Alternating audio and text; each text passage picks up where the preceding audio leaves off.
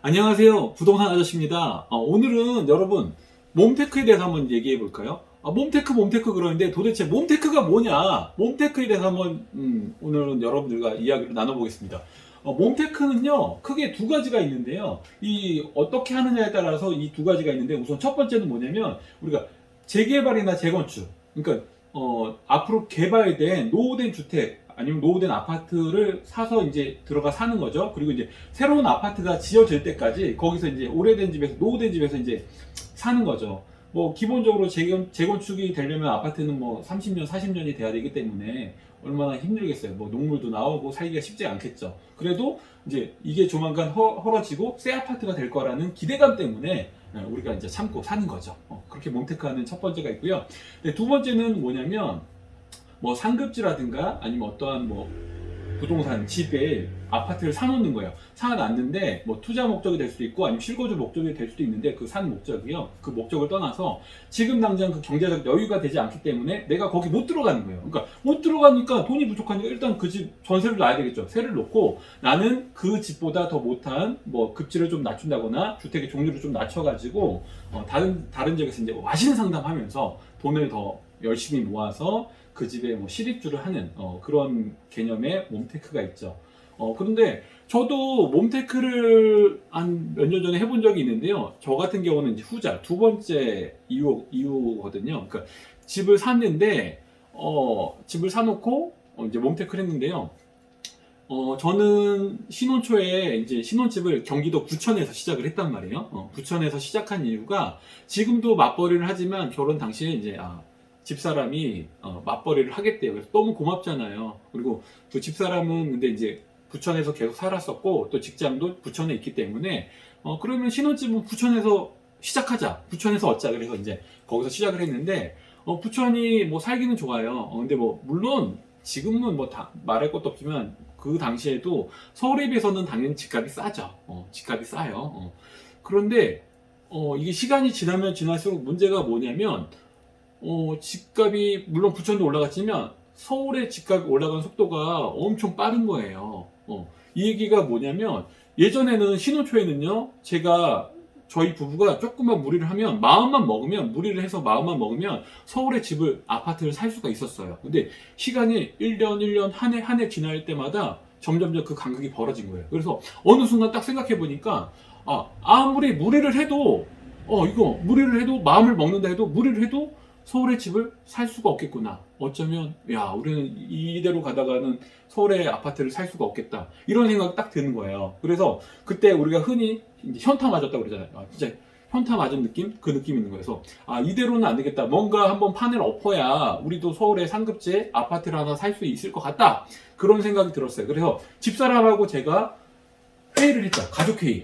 참 회의 저 별로 안 좋아하는데 가족회의 했단 말이에요. 그래서 그 집사람하고 어떻게 했냐면 우리가 지금 이렇게 하다가는 경기도 외곽에서 계속 볼 수밖에 없다. 물론요, 그 당시에도 여기저기 제가 투자해놓은 집들이 뭐 여러 채가 있었기 때문에 그거를 다 정리를 하면 뭐 서울의 아파트는 살 수 있었겠지만 물리적으로 그 아파트를 일시적으로 다 정리를 해서 산다는 것 자체가 불가능에 가깝기 때문에 지금 그런 살고 있는 집을 어떻게 활용을 해봐야 되겠다. 그 생각이 들더라고요. 그래서 했던 게 뭐냐면 우리도 몸테크를 한번 해보자.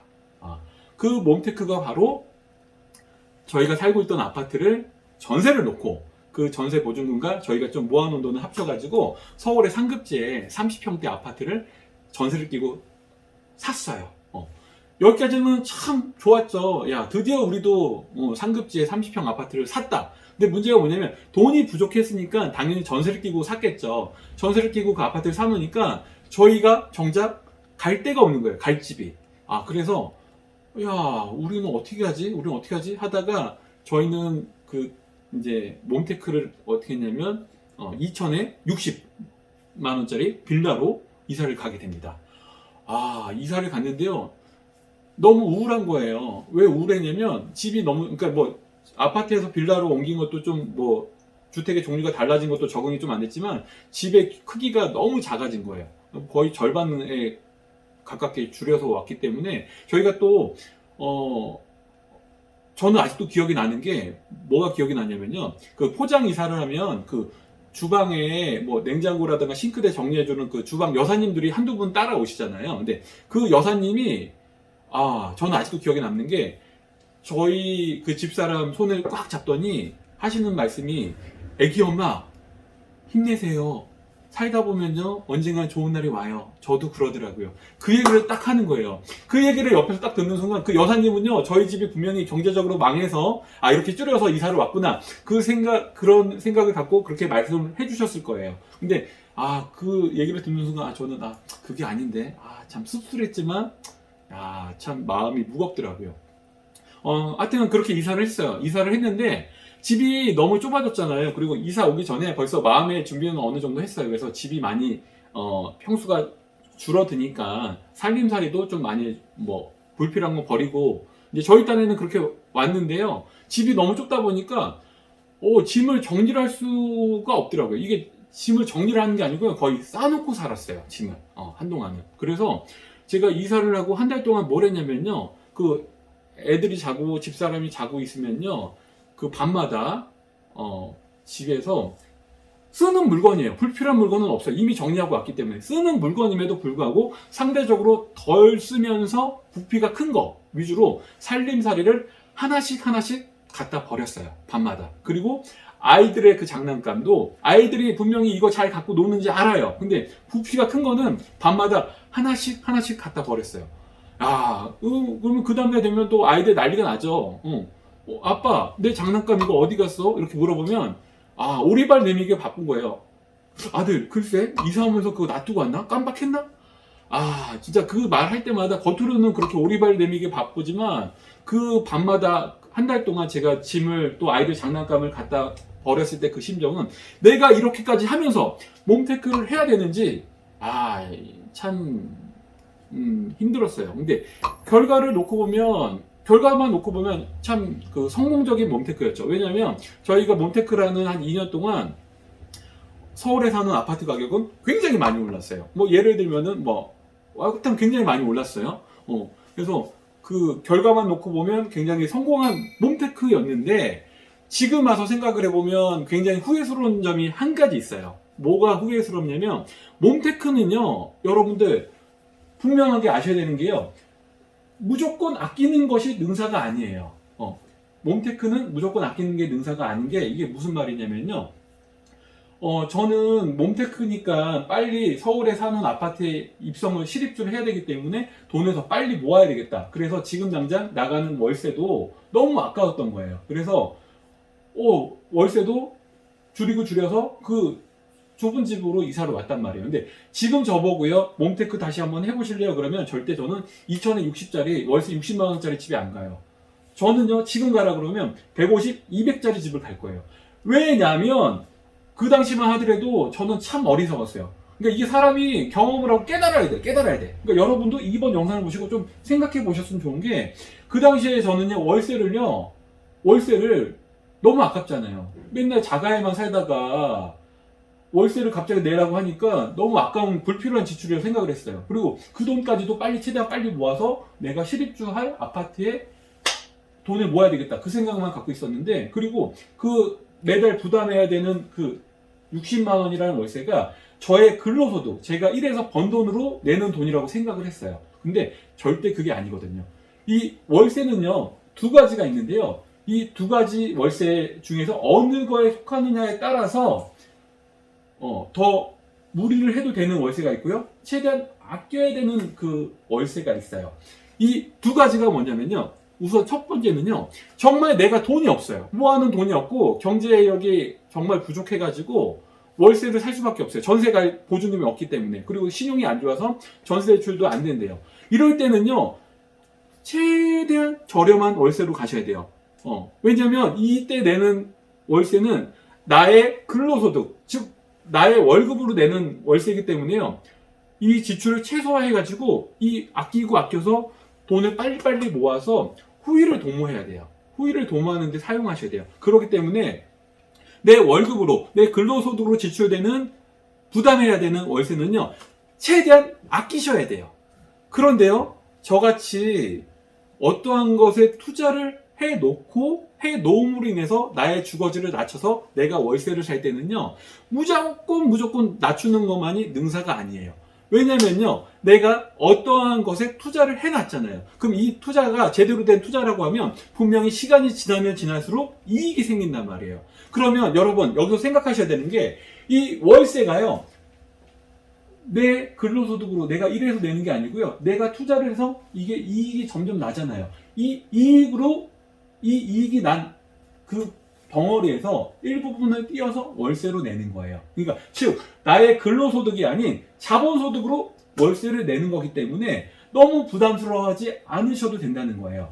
그러니까 아까 제가 그 서울의 아파트가 엄청 많이 올랐다고 그랬잖아요. 그럼 2년 동안 한 5, 6억 정도 올랐어요. 그럼 6억 올랐다 쳐요. 그럼 6억 올랐잖아요. 6억이라는 시세 차이 얻었잖아요. 그러면 제가 한 달에 60만 원 월세 살았단 말이에요. 그러면 2년이면 한 1,400, 1,500 정도 되잖아요. 그럼 1,500만 원 빼면 5억 8천 정도 남았잖아요. 그러면 이 월세가 매달 나가는 돈이기 때문에 부담스럽긴 하지만, 이 결과물을 놓고 보면 이 결과물의 크기에서 띄워놓으면 큰 부담은 아니에요. 그러면 여기서 우리가 생각해야 되는 게요, 몬테크는요 계속 줄이고 하는 게 아니에요. 그리고 몬테크가 힘든 이유는 뭐냐면 계속 그렇게 줄이려는 생각만 했기 때문에 그러거든요. 근데 여러분, 몬테크는 나 혼자만이 하는 게 아니에요. 우리 가족이 모두 희생해야 되는 게 몬테크거든요. 그렇기 때문에 너무 경제적인 부담만 이거를 줄이기 위해서, 부담을 줄이기 위해서 노력하시기보다는 우리 가족의 행복도 어느 정도 생각해 보셨으면 좋겠어요. 이 얘기가 뭐냐면요, 몬테크가 힘든 이유는 너무 가족들에게, 또 나에게 그 주거의 만족도를 낮추고 고생해라 이거를 강요하기 때문에 힘든 거예요. 근데 제가요, 이 5억이라는 돈, 6억에 가까운 시세 차익이 2년 동안 생겼잖아요. 이거를 생각해보면 한 달에 월세 150만 원, 200만 원 냈다 쳐요. 200만 원 내도요, 2년이면 4,800만 원 밖에 안 돼요. 물론 4,800만 원 밖에 안 돼요 라고 말하는 게 조금 어불성설이긴 하지만, 이 차익의 비교를 하자면, 그죠? 작은 금액이잖아요. 그럼 5천만 원 월세로 냈다 쳐도요, 5억 5천만 원 남잖아요. 그러면 여기서 10만 원, 20만 원 아껴서 줄여서 우리 가족들의 행복을 제가 감소시켰단 말이에요. 이러니까 몬테크가 힘든 거예요. 그러니까 여러분들, 제가 오늘 여러분들께 이 몬테크에 대해서 얘기를 하면서 꼭 반드시 말씀드리고 싶은 건요, 두 가지가 있어요. 이 두 가지는 뭐냐면, 우선 첫 번째, 몬테크를 함에 있어서 수반되는 월세는요, 비용은요, 나의 근로소득으로 내는 게 아니에요. 자본소득, 내가 투자해 놓은 것에 대한 그 이익금에서 일부를 띄어서 내는 개념이기 때문에 절대 부담스러워하지 마세요. 그리고 두 번째, 몬테크를 할 때는요, 최대한 아끼고 모으는 게 능사가 아니에요. 물론 아끼고 모아야 좋죠. 그래야 후회를 도모할 수 있으니까. 근데 무조건 아끼는 게 능사가 아닌 게, 이 경제적으로 아낄 수 있는 부분과 우리 가족의, 또 나의 행복, 우리 가족의 행복을 한번 비교를 해보세요. 그래서 이게 어느 한쪽으로 너무 치우치면 안 돼요. 특히 경제적인 부분의 비용을 아끼려고 우리 가족의 행복을 너무 혹사시키면 몬테크가 힘들어질 수밖에 없어요. 여러분, 그러니까 이 경제적인 부분과 우리 가족의 행복의 균형을 좀 맞춰보세요.